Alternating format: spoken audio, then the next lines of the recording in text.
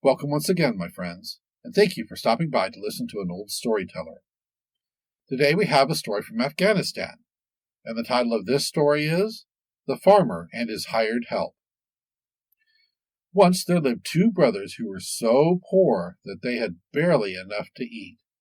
Discouraged with their lot, they sat down together and tried to think of some way to improve their situation. At last, the older brother decided it would be best if he went away and tried to find work elsewhere. If he proved successful, he would send his wages to his brother, who would remain at home looking after the family affairs. The very next morning, the older brother set out. He had not traveled far when he came upon a prosperous farm. On the gatepost out front hung a large sign asking for hired help. Immediately he went to the farm building, knocked on the door, and asked to see the farmer. "I understand you need some help," he said. "Why, yes," answered the farmer cordially. He looked the boy over carefully and then said, "You look like a strong, healthy lad. I think you'll do." Though pleased to have found work so easily, the boy became a bit concerned when he heard the conditions of the job.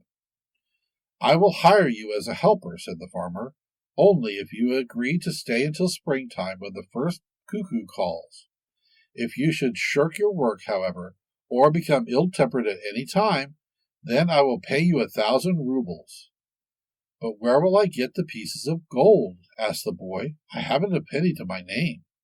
"Oh, that doesn't matter," replied the farmer generously. "If you have no money, you will just have to work for me for 7 years without receiving any wages." The lad considered the bargain very strange. 7 years was a long, long time. Still, he needed the job desperately. And, he reasoned, I am a good worker.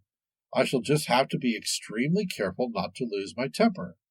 And I should be able to do that for the few months between now and spring. Agreeing to the conditions, the boy signed the contract the farmer had drawn up. On the following day, at the first light of dawn, the farmer awakened the new hand and led him to a broad meadow. "Mow this meadow as long as there is light," he said. All day long the lad mowed the field and did not return home until late in the evening. By this time he was thoroughly exhausted. "What?" the farmer exclaimed upon seeing him. "Are you back already?" Somewhat confused by this strange question, the boy replied, "But the sun has been down for several hours now." "Aha!" said the farmer, amused by this reply. "Apparently you have misunderstood the terms of our agreement. It is true that the sun is down," he smirked, "but there is still plenty of light.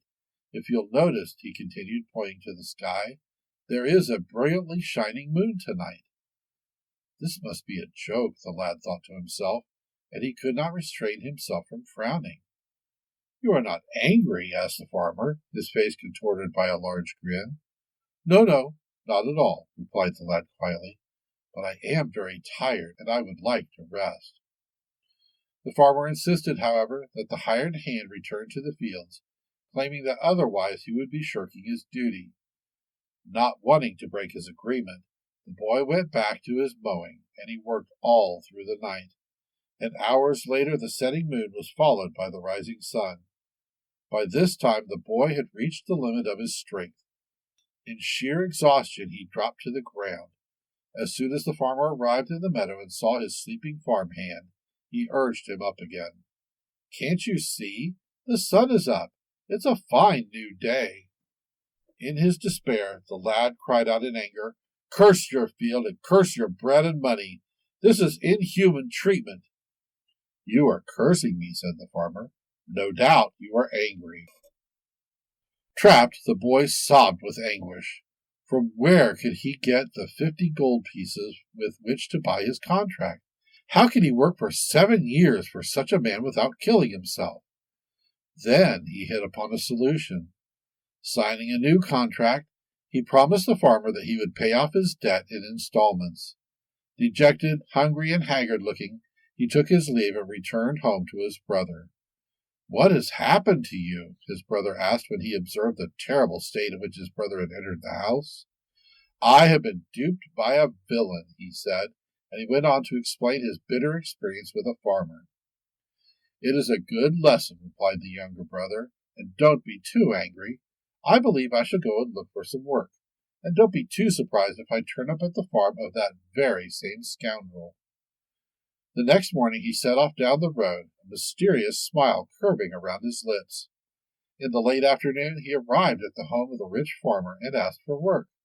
The farmer agreed to take him on and offered him the same proposal he had made his older brother a few days before. However, the young man refused, saying that the offer was not big enough. What do you mean? Asked the farmer, somewhat surprised. Let us make it 100 gold pieces, or 14 years of work without pay, if I fail to live up to the agreement. Delighted with this arrangement, the farmer promptly produced a contract, and both he and the hired hand signed it. Each seemed extremely pleased with the stipulations of the agreement. Cordially, the farmer provided this new helper with a good dinner, and then immediately sent him to bed so that he would be fresh for the morning's chores. As soon as dawn peeped over the horizon, the farmer was up, waiting for the new hired hand to appear, so that he could instruct him in his duties. As the sun grew higher and higher in the sky and the boy still did not arrive, the farmer began to get very impatient. Finally he cried, "Do you think the grass will mow itself?" "Are you slightly angry?" asked the boy.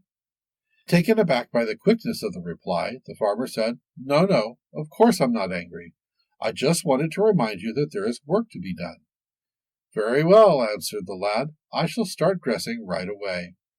Slowly he put on his pants and shirt, and then laced his boots at a snail's pace. To the farmer standing outside the door, every minute of waiting seemed like an hour. Anxiously he called out, "Hurry, lad, hurry! I can't wait all day." "Are you getting angry again?" quizzed the boy. No, nothing of the kind," replied the farmer, exercising great self-control. "But we have a lot of work to do." At last, when the sun was very high in the heavens, the lad came out of his room and went with the farmer to the meadow. Upon their arrival there, the new hand noticed that all the other workers were having their lunch. "Is it worthwhile starting now?" he asked. "Everyone else is eating. Why don't we have our lunch too?" Finding it hard to refuse, the farmer agreed reluctantly.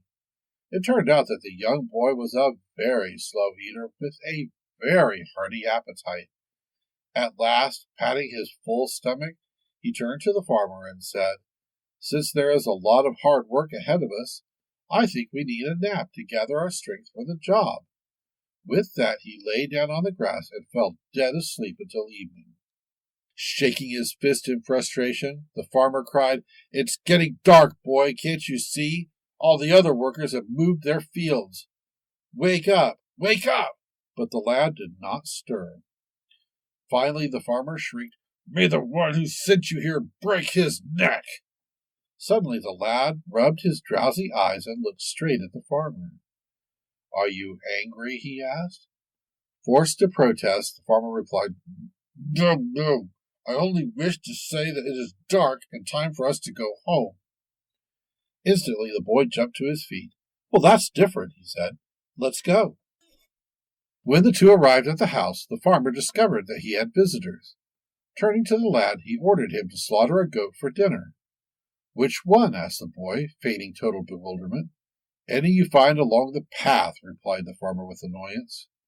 Without another word, the lad set out on his assignment. A short time later, all of the farmer's neighbors came running to his house in great excitement. "What is the matter?" the farmer demanded. "Your helper has gone crazy," they exclaimed. "How do you mean?" "He has slaughtered every one of your goats. Your entire flock is destroyed." "What?" screamed the farmer, and he rushed into the yard when he confronted the farm hand. "What have you done, you idiot?" he roared. "Why," exclaimed the boy, wide-eyed, "I've done exactly what you've asked me to do. You told me to kill any sheep along the path, and all of them were along the path. I merely followed your orders." Looking directly at the farmer, he continued innocently, "Why, have I done anything wrong? You're not angry, are you?" "No," replied the farmer through half-clenched teeth. "I'm not angry. It is just a pity that my flock is ruined." At the end of the month, the villainous farmer had lost all his patience. He began to plot a way that would release him from his contract without having to pay the penalty. Reflecting that spring was not too far away, he decided that he would speed up the first call of the cuckoo. Helping his wife into a tall tree, he instructed her to call out like a cuckoo as soon as she saw him and the hired hand entered the woods. Next, he invited the lad to go hunting with him. As they entered the forest, the farmer's wife caught sight of the two, and she called out in a clear voice, "Coo-coo! Coo-coo!" "Good heavens!" exclaimed the farmer, stopping dead in his tracks. "Listen to that! Coo-coo! Coo-coo!" "Strange," the farmer said, acting surprised. "Spring is here already? Well, this means that our agreement is terminated. The cuckoo calls, and you're free to go." But the boy, immediately sensing the farmer's plot, was not taken in by such wiles. "It is unbelievable," he said. "A cuckoo's call in the middle of the winter? That's rather odd, don't you think? I believe I'll look into this." Quietly stalking through the woods, he stopped directly in front of the tree from where the call had come, and raised his gun as if ready to fire. "No, no!" shrieked the farmer, throwing himself in front of the boy. "Don't shoot! Don't shoot!" Grinning with amusement, the boy lowered his gun. The farmer, now completely ruined, turned on the boy and screamed, "Go away! Get away from here as fast as you can! Get out of my sight! You've driven me out of my mind!" Very quietly the boy said, "Why, I believe you're angry." Yes, I am angry. I'll pay you the money. It's worth it to get rid of a scoundrel like you." Boiling with rage, the farmer rushed to the house and from a secret place took out 100 pieces of gold. "There," he said, flinging the money at the boy. "Now go, and never come here again." "I won't leave until you tear up the contract as well," the boy replied with caution. The farmer did this immediately. Then the boy paid him the 50 gold coins owed by his brother, and the farmer tore up that contract as well. With that accomplished, the young man promptly took his leave, heading home with a joyous heart and richer by 50 gold coins. The farmer, after surveying his losses, finally decided that he had learned a lesson. Never again did he trick hired hands into unfair contracts, but on the contrary, he began to offer better working conditions. He noticed with surprise that a lot more work got done when his men were happy because they were well treated. Eventually, he became known in the area as a kind and just employer, and many people were eager for the chance to work for him. Thank you once again for listening to this story.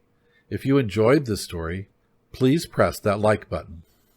Also, please help an old storyteller out by subscribing to my channel. The next story will be posted in a few days, so until then, may your story continue to be a good one.